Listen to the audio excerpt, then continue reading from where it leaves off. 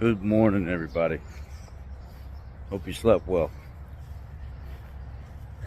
That clown that was threatening us that he's going to come meet us at 6 o'clock and beat us up and everything else. Not that I was really scared. He never showed up. Anyway, bad customers. I hate when customers start threatening and stuff like that. Then you got to take it serious because you don't know what they're going to do. File a police report. Yada, yada, yada. The guy was a no-show. Pledge of Allegiance. I pledge allegiance to the flag of the United States of America and to the republic for which it stands, one nation, under God, indivisible, with liberty and justice for all.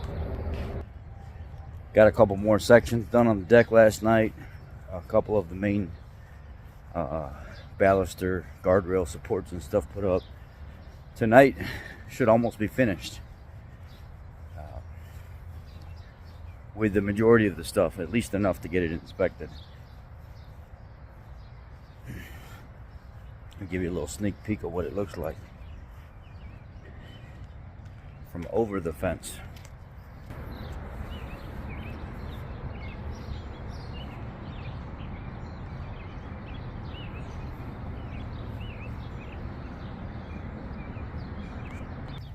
Yeah, it's coming out pretty good. Had a upset customer because he didn't realize how his warranty worked. Yesterday there was a Mercedes that came in, a CLA 250, 2017, 2018 model, and it's got a P0017. It's a trans temp sensor code. And the warranty company said before we move forward at all, it's time for a trans service. So before you guys are going to get into looking at electrical issues and trans issues and stuff like that, you guys are going to have that transmission serviced. And it's like a $600 job to service that transmission. The customer was pissed because fluids and maintenance stuff like that, it's on them. So they said before we move forward, do that, because just having, dirty fluid or fluid that's subpar or something like that can actually throw that code. Low fluid, leaking fluid. Oh, he was not happy. Go figure, having to be forced into doing your maintenance because of an issue that pops up and not foreseeing the fact that the extended warranty company would be like, well, it's at that interval right now anyway, and time frame right now anyway, so it needs to be done before we'll cover anything. Yeah, that customer wasn't happy. It's $600 out of his pocket to service that trans. It's basically forcing his hand to service it in order to fix it if that's not the problem. And I think that the big thing is people buy these vehicles. The number one thing that I noticed with these vehicles was people buy these vehicles not realizing the maintenance and stuff that goes into them. And they can't afford it. They can't afford the services on it. They can't afford the oil changes and stuff on it. I mean, some of these oil changes range anywhere from between $150 to $225, depending on the oil, the filter, the availability, how long it takes to do the service, what the manufacturer requires to do it. It's not all just a quick change the filter, change the oil, and let it go. Sometimes there's a procedure involved in changing the oil. So when somebody comes in with a Land Rover, or they come in with like a Mercedes or a BMW, and they're expecting to walk out with a $75 oil change, it ain't happening, Jack. You just ain't doing it. Not unless you're doing it at home on your own and you've budget shopped and ordered everything discount. You ain't getting a $75. It's typically a BMW, Mercedes, something like that. You're looking somewhere around at least $180 to $200 for an oil change. Some of the shops around go all the way up to $250 to $300, depending on what model and stuff you have. I mean, I've seen it where people come to us and they're like, oh, your $180 price is $100 cheaper than Joe Schmo down the street. And I'm like, what? I thought we were expensive, but Joe Schmo down the street, way more expensive. And to be straight with you, sometimes our hands are forced into charging the customer something you typically wouldn't want to charge a customer. There's a part for a Land Rover Trans, I forget what it is, that I need this girl called up the shop and she was like, oh, can I, have this thing towed to your shop or whatever? And I'm so, okay, sure. Yeah, we do those repairs on those transmissions and those. And figure out what the part is, and I can't get the part. I just can't get it. And she's like, oh, what am I going to do? I said, well, unfortunately, there's two options right now. You come pick up the vehicle the way it is, and I don't charge you anything.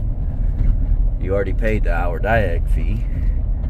Or we put a transmission in it that already has the part in it, and I hate to say this, but your trans that's in there looks like shit anyway. The fluid looked terrible anyhow.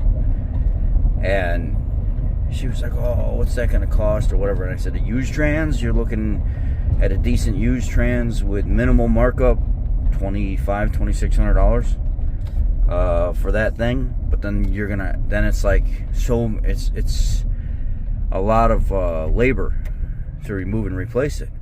And I said, and I can't discount that. I'm not going to discount that. It's just how it is. And, well, I can't afford that. And, well, I don't know what to tell you. Well, can I come back next week, or, can I pay you next week on the trans? Sure, I can sit here for another week. We'll take care of it next week. I ain't got to work on it this week. Next week comes along, no call, no show. Another week goes by, no call, no show. A month goes by, no call, no show. Her vehicle is still on the lot. Finally, I send a text message from the business phone, the business cell phone, to the number saying, hey, I'm going to have this vehicle towed off my lot. It's not a storage lot, and I can't have it sitting here. I got a call back from her boyfriend. Oh, yeah, she didn't really have the money to get that vehicle fixed, and we don't know what we're going to do. I'm going to have that vehicle towed off your lot for her. She got locked up last week. She's in jail. Yeah. She bought the vehicle used, and according to the boyfriend, after talking to him for a little bit, people had recommended against it because she didn't have the means to take care of the thing. And again, goes back with that whole sentiment that we were already talking about here with, if you can't afford it, then don't buy it. Why are you buying something you can't afford? You can't afford the services on it. You can't afford the parts. And that's the biggest thing that people don't pay attention to. A lot of people go out and they buy vehicles. They don't pay attention to, they don't ask what types of fluids am I going to need once this is out of warranty, what type of service and fee and cost am I looking at, because by the time the warranty's up, that's when all the expensive stuff starts. That's when all those expensive fluids and stuff have to be changed.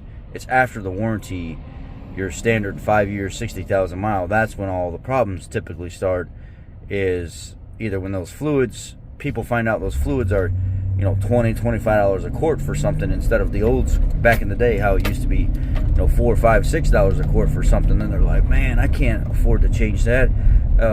I'll just let it go for a while. And they let it go, and then it gets worse, and it gets worse, and it gets worse, and then all of a sudden there's damage, and people can't afford. They don't, what do the young ladies do when they go buy a car? Oh, it's pretty, and it looks nice inside, and it's got all the features that I need, I'm just going to buy it. They don't ever look at what type of oil goes in that thing, what type of trans service has to be done, what type of fluid or tires that have to be directional or non, whatever it may be. Are they bigger in the back, smaller in the front? So now I'm going to have to be buying 2 different sets of tires all the time because I got 2 different sizes, because that's the way this car was built, because it's a sports car. Or whatever. They don't pay attention to that stuff. If people need to do more research when they buy cars, and they need to understand what it takes to service these vehicles. And most of the time they really don't care anyway, because by the time the warranty's up, or by 100,000 miles, they're replacing the car with another junk car anyhow. Anyway, understanding the services that your vehicle needs outside of warranty is critical. That should be the determining factor on whether or not a person buys a vehicle that they like. Can they afford it? Are they willing to do what it takes to keep it serviced? And when there are problems, major problems like this Land Rover transmission, can you take care of that accordingly? Chances are most of you would answer in an impulse buying situation, no, you can't. And that's where people, a lot of times, they're just not honest with themselves. They want to look cool. It's a fashion statement. It's a ego trip. It's, I got to be in that because everybody else is, my girlfriend's in that, and her husband's in that, and their friends are in that. It's just poor buying decisions. That's all it is. Can you afford the vehicle that you're purchasing? Anyhow, y'all be blessed. Have a great day.